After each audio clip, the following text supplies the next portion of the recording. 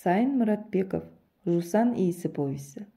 Алыста қалған балалық шағым, бойымнан жарғақ, сары тоны қаудырлаған, тобығы тағайған, сол аяғы сүйрете жүгіретін, шілбеген, арық ақсақ қара бала бір кетпейді. Көзімді сәл жұмсамақ, шуылдаған балалардың ең соңында, сол аяғын жер сыпырғандай, көлденең сүйретіп, ес қалмай далбақтай жүгіріп келе жатқан Аянды көргендей болам. Сондайда оның алқымына шыққан әлсіз жіңішке дауыспен: «Ей, тоқтаңдаршы, мен сендерге бүгін кешегіден де қызық ертегі айтамын» деген жалынышты үнін естимін. Әуелде біз балалар оның ертегі айтатынын білгеміз жоқ. Ол әжесі екеуі біздің ауылға 42-ші жылдың жазында көшіп келген. Мал дегеннен тек бұзаулы қоңыр сиыры бар еді. Аянның әкесі майданға аттанып, туған анасы содан 2 ай бұрын қайтыс болыпты. Біздің ауылда әжесінің жамағайын төркіндері бар екен. Соларды сағалап келсе керек. Біз балалар көшеде 2-ге жарылып ап, қағазға топырақ орап, ұрқылдата лақтырып, атысып ойнап жүргенбіз. Ар өтіп бер өткен кемпір шал: «Желкен қиылғырлар-ай, соғыс аздай, бұл атысып ойнады дегенді қайдан шығарды осылар? Басқа ойын аз бей!» деп ұрсып қуып тастайды. Бірақ олар кетісімен қайта жиналамыз. Қайта атсамыз, желсіз тымырсық күнде бұрқылдаған май топырақ тұманша қалғып, шаңытып тұрып алады. Жуық арада сейіле қоймайды. Соның арасында тұншыға жүріп, көзіміз ғана жылтырап бір-бірімізге уралап ұмтыламыз. Ойынның осындай бір қызу шағында біздің атаман Садық кілт тоқтай қап: «Ей, анау кім ей?» деген. Бәріміз сол нұсқаған жаққа қарадық.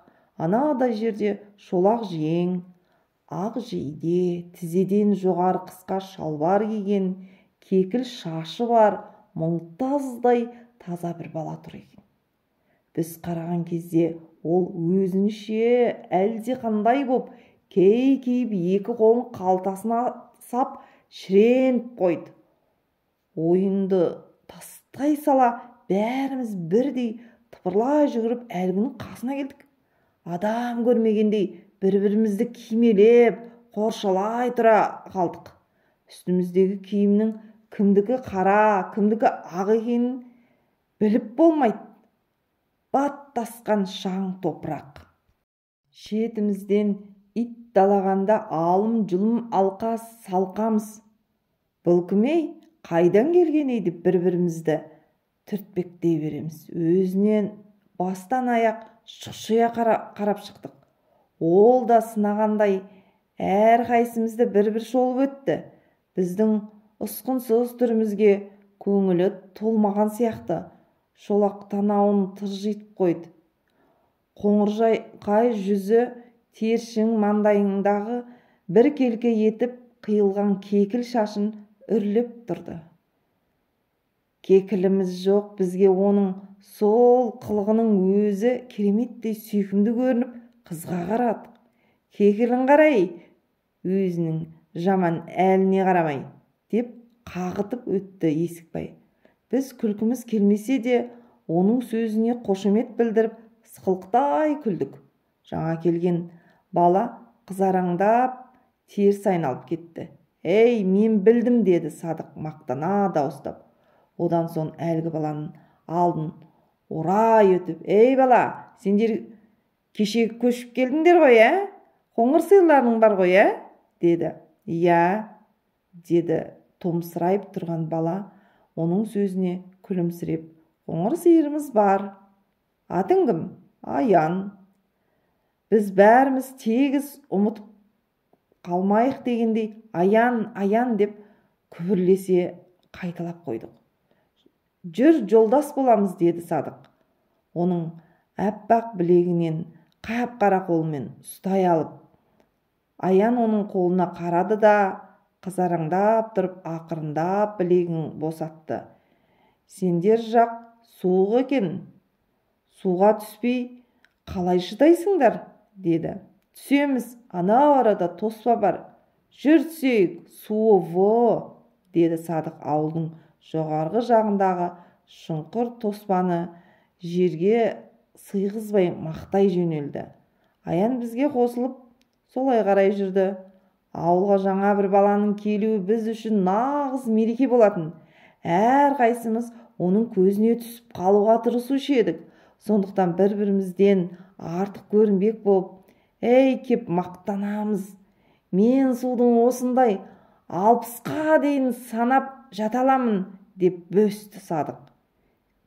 Менің де мынандай ақ көйлегім бар, үлкен сандықта жатыр, апам кигізбейді, деді көп үндемей Қосым Тырнауықта. Қосым төбелескенде ылғи баж етіп кеп бетті тырнайтын, сондықтан Тырнауық дейтіндіміз өзінен көп балалар қорқатын.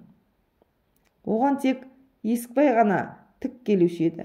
Қазір де ол, «Өй, кетші, Тырнауық мысық, сенің үйіңде алтын барын да білеміз», деп еңтелеп келе жатқан Қосымды көкірегінен итеріп жіберді. Есікбай сидаң бойлы, қол аяғы қара қайыстай қатқан ұзын, жүгіргенде алына жан салмайтын өзі төбелес қор сотқар бала еді. Кейде қараптан қарап келе жатқан әркімге бір ұнатын жаман әдеті бар. Әлі жеткенше аяқтап шалып қап, болмаса басынан тоқай алып жылатып жіберетін. Қазір де ол Аянның алдында қыр көрсеткісі кеп, «Тырнағың қайсей мысық», деп Қосымды аяғынан шалып қалды. Қосым жалп етіп ұшып түсті де терісі сыпырылған тізесін ұстай күйі көзі жасаурап қайта тұрды. Біраз жүргеннен кейін Есікбай оның басынан түйе тоқай ала бастады. Жылап жүрген Қосым тырнамақ боп зақорлана ұмтылған. Есікбай оны ұзын қолымен тұмсықтата салып жібереді. Қосымның мұрнынан қан дірдіктеп бақырып үйіне кетті. Сол күні біз суға түсіп, күнге қақтанып, кешке дейін тоспа басында ойнадық. Шетімізден ит далағанда алым-жұлым алқа салқамыз. Бұл кімей, қайдан келген ей деп бір-бірімізді түртпектей береміз. Өзінен бастан аяқ шұқшия қарап шықтық. Ол да сынағандай әр қайсымызды бір-бір шолып өтті. Біздің ұсқынсыз түрімізге көңілі толмаған сияқты шолақ танауын тыржитып қойды. Қоңыржай жүзі тершің маңдайындағы бір келке етіп қиылған кекіл шашын үрлеп тұрды. Кекіліміз жоқ бізге, оның сол қылығының өзі кереметтей сүйкімді көрініп қызға қарадық. «Кекілін қарай, өзінің жаман әліне қарамай», деп қағытып өтті Есікбай. Біз күлкіміз келмесе де оның сөзіне қошемет білдіріп сықылықтай күлдік. Жаңа келген бала қызараңдап теріс айналып кетті. «Ей, мен білдім», деді Садық мақтана дауыстап. Одан соң әлгі баланың алдын орай өтіп, «Ей бала, сендер кеше көшіп келдіңдер ғой, қоңыр сиырларың бар ғой, деді. «Иә», деді томсырайып тұрған бала. Оның сөзіне күлімсіреп, «Қоңыр сиырымыз бар. Атың кім?» «Аян». Біз бәріміз тегіс ұмытып қалмайық дегендей «Аян, Аян» деп күбірлесе қайталап қойдық. «Жүр, жолдас боламыз», деді Садық. Оның әппақ білегінен қап-қара қолымен ұстай алып. Аян оның қолына қарады да, қызараңдап тұрып, ақырындап білегін босатты. «Сендер жақ суық екен. Суға түспей қалай шыдайсыңдар?» деді. «Түсеміз, анау арада тоспа бар. Жүр түсейік, суы во», деді Садық ауылдың жоғарғы жағындағы шұңқыр тоспаны жерге сыйғызбай мақтай жөнелді. Аян бізге қосылып солай қарай жүрді. Ауылға жаңа бір баланың келуі біз үшін нағыз мереке болатын. Әр қайсымыз оның көзіне түсіп қалуға тырысушы едік. Сондықтан бір-бірімізден артық көрінбек болып, «Ей, кеп мақтанамыз. Мен судың осындай 60-қа дейін санап жаталамын», деп бөсті Садық. «Менің де мынандай ақ көйлегім бар, үлкен сандықта жатыр, апам кигізбейді», деді көп үндемей Қосым Тырнауықта. Қосым төбелескенде ылғи баж етіп кеп бетті тырнайтын, сондықтан Тырнауық дейтіндіміз өзінен көп балалар қорқатын. Оған тек Есікбай ғана тік келуші еді.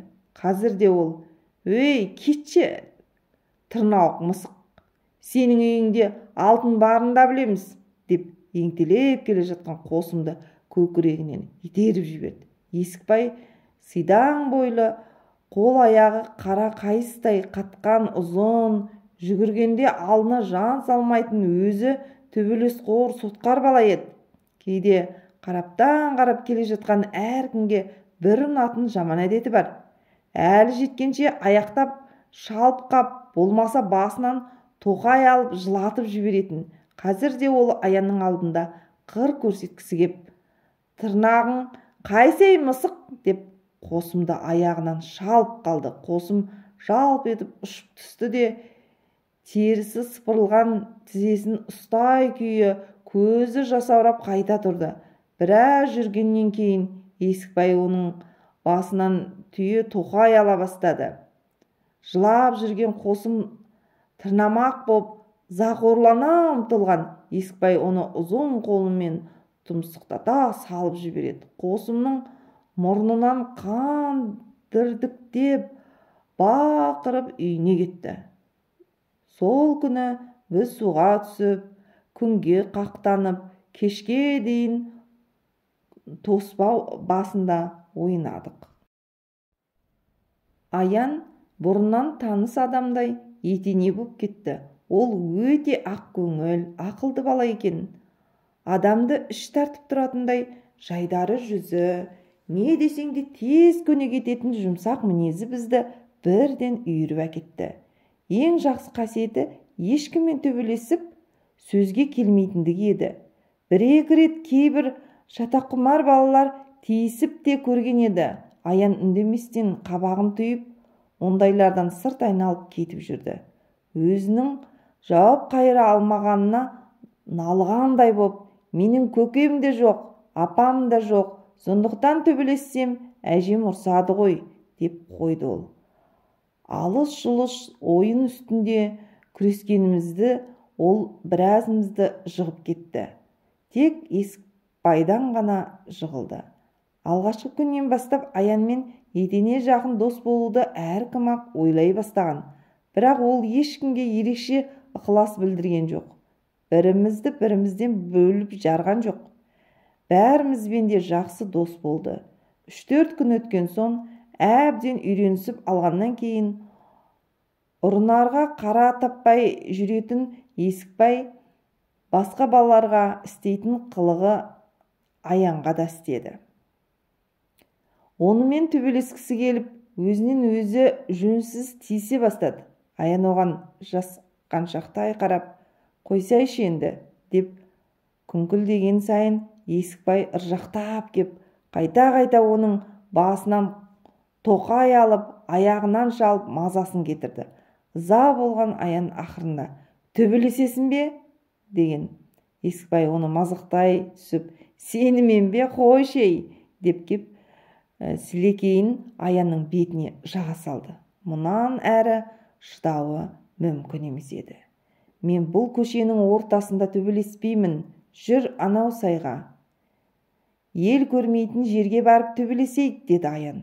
«Қойшей, мынау дәу ғой», деп Есікбай сілекейін Аянға тағы жақты. «Жүр, ал Есікбай көкеңнің жұдырығын иіскеп тұрса». Ол енді Аянды итермелей түсіп сайға қарай жүрді. Екеуінің төбелесін көру үшін соңдарынан біз де ердік. Сайға түскен соң Аян жейдесін шешіп, шеткі бұтаның басына ілді де бірден Есікбаймен алса кетті. Есікбайдың бойы онан анағұрлым биік еді. Екеуі шартпа шұрт төбелескен кезде ол Аянның белінен қамсырақ қысып, қайтып бойымен басты. Бірақ қанша күшенгенімен жығуға шамасы келмеді. Дереу бір қолымен Аянды кекілінен шап ете қап, шалқасынан гүрс еткізді. Жығып ап Аянның бет-аузына былшылдатып соға бастады. Аян тырс етіп, үн шығармастан алыстан жатып, құр қол-аяғын елбеңдете берді. Тек бір кезде Есікбай «Ойбай!» деп баж ете түсті де бір жағына қарай бұраңдап жығыла берді. Аян оның қолын бұрап жіберген екен. Енді Аян күш алды. Ол аузы қан-құн болып атып тұрып, Есікбайды алқымынан бүре түсіп, жер сүздіріп тұқырта берді. Өздері апыр-тұпыр қылған қара топыраққа Есікбайдың бет-аузын бір-екі рет көміп жіберген. «Ойбай, болды!» деп айқай салды Есікбай. Аян оның басынан аттап тұрып кетті.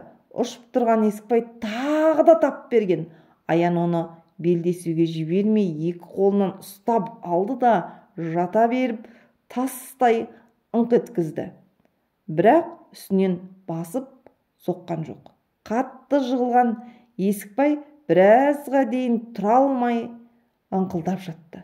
Аян болса бұлаққа барып бет-аузын қанын жуып, ақ жейдесін киіп, түк білмеген, түк көрмегендей үйіне қайтты. Осы төбелестен кейін Аянға ешкім тиіспейтін болды.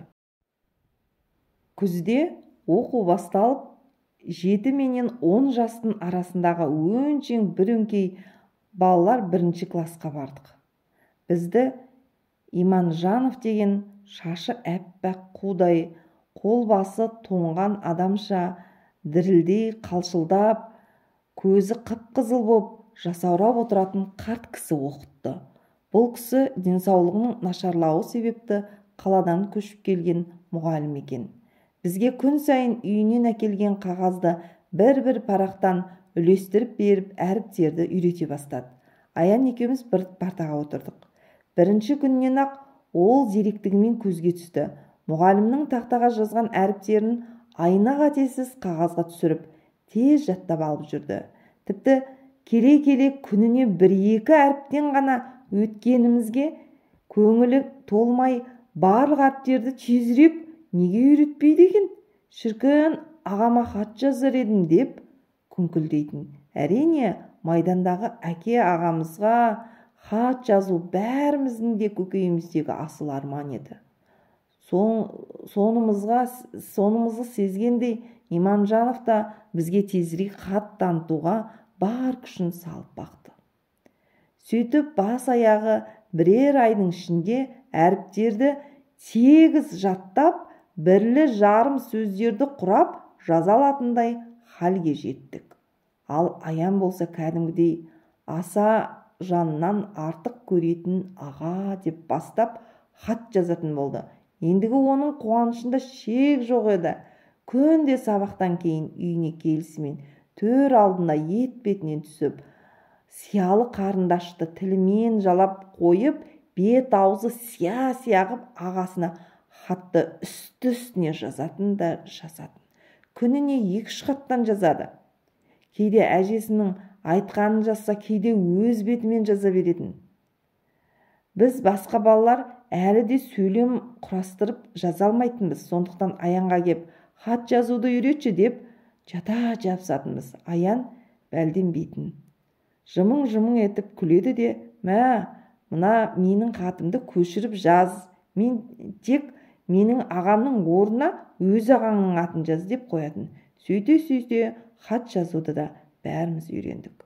Енді біздің ауылдың күніне майданға сөзі де, мазмұнды да, кейде тіпті кісі аттары бірдей 20-30 хаттан кетіп жататын болды. Дәл біздің хат тануымызды күтіп жүргендей ақ екен. 2 айдан кейін Иманжанов қатты науқастанып төсек тартып жатып қалады. бір қол бір аяғынан паралич болған. Басқа мұғалім келмеді. Осылайша біздің оқуымыз да келер жылға дейін тоқтаған еді. Бірде Аян өрістен мал қайырып келе жатқан үйретемін деп өзінің қасқа бұзауына секіріп мінген.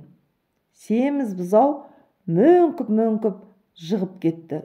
Сол жолы Аянның тобығы тайып бір айдай үйінде ауырып жатты. Осыдан кейін Аянның тобығы тайғыш болып қалды. Қит етіп алса, секірсе тобығы тайып кететінінде. Аян ойбай аяғым деп жаншыра бақырып жата қалатын. Бірте ол алысып-жұлысып ойнайтын ойындарға араласпай шеттеп бір қызыққа тек анадайдай сырттай қызға қарап тұрып қалатын. Тобығы 3-ші рет тайғанда ол үйінде бұрынғыдан да ұзағырақ жатты. Бұл кезде қыс түсіп қар жауған. Біз болсақ сырғанақтың қызығына кіріскенбіз. Біздің ауыл Ешкөлмес деген кішкене қоңыр таудың дәл етегінде еді. Ұзыннан ұзақ бір көше боп жоғарыдан төмен қарай созылып жататын.